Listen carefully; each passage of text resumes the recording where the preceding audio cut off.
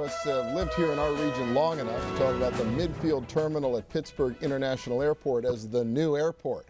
Well, it may be hard to believe that it actually opened 20 years ago this coming October. At the time, Pittsburgh was U.S. Airways' largest hub, and the airport was custom built for the airline, with the first terminal to be built from the ground up as a connecting hub. Of course, within a decade, the business model in the airline business was turned upside down. U.S. Airways went bankrupt, pulled the hub, and downsized dramatically. And our region had to adjust to a new reality as home to one of the best airports in the country without enough traffic and passengers to fill it. So where are we today and what's ahead?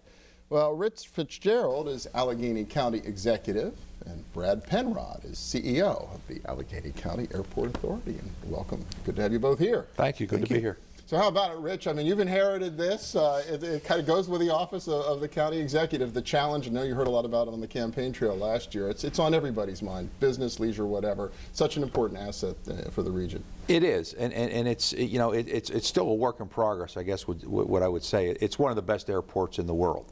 I mean, it's a state-of-the-art, built well. Even 20 years later, it is still, you know, technologically very, very advanced. And years ago, there was a complaint that because U.S. Airways held a monopoly, prices to fly out of Pittsburgh International were very high.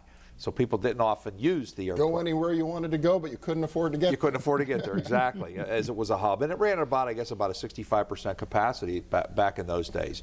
Well, obviously, the airline industry has gone through tremendous upheaval with bankruptcies, mergers, et cetera, one of those being U.S. Airways about a decade ago. And in going bankrupt, they broke their lease, the hub went away.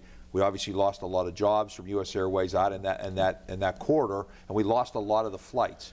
But now it's cheaper because there's more competition at the airport.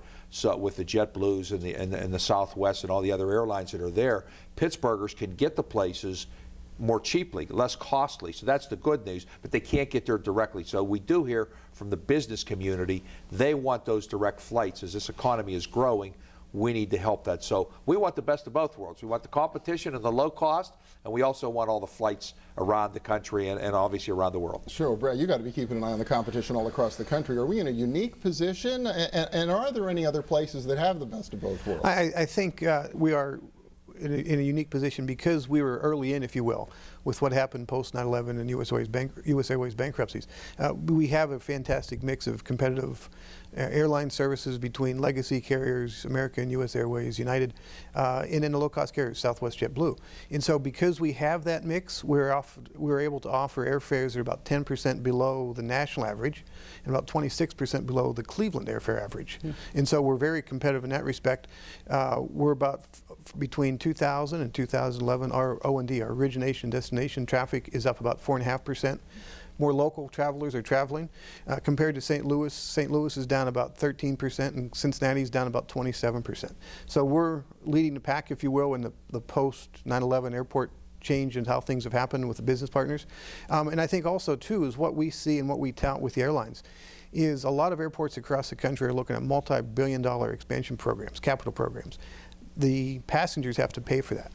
We're very unique in the fact that we're very close to the end of our use and lease agreement debt service, the outstanding debt that we have, and so we're very competitively placed financially and also fares. So I think we're a little better ahead than a lot of airports across the country. So what's the strategy going forward to really take it back to another new level? Well, the strategy going forward, as Brad indicated, there's some airports, particularly on the East Coast, that are talking about major expansions, multi-billion-dollar expansions to deal with some of the overcrowding. So all the costs that they have, and then the costs are going to go up, and the federal government doesn't have the money to put in and build that, and the passengers and the airlines who have to pay for that.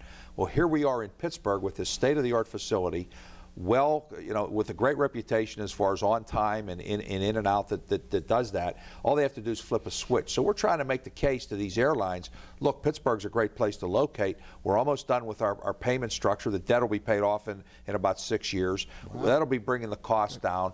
we're ready to go. Is that getting close enough 6 years out so you can really start to market that into sort of long-range planning? We absolutely sit down with the airlines every year officially in a budget process. In the last 2 or 3 years, we've started to identify that 2018 is very close in the world of a 30-year, 40-year mortgage payment. We will take the better part of $60 million a year out of our operating budget once that debt's paid off. So the airlines understand that, and as they look to their fleet expansions down the road, we become very attractive compared to these multi-billion-dollar projects across the country. All right. And avoid the congestion on the East Coast. So there is hope. We'll keep up the good work and keep hope. operating a great airport. Rich Fitzgerald from Allegheny County and Brad Penrod from the airport. Thanks so much. Thanks, Bill. Appreciate it. And when we return, our 3rd anniversary, highlighting our regional model for economic and community development that's been getting national recognition. The story behind the 10 Award in a minute.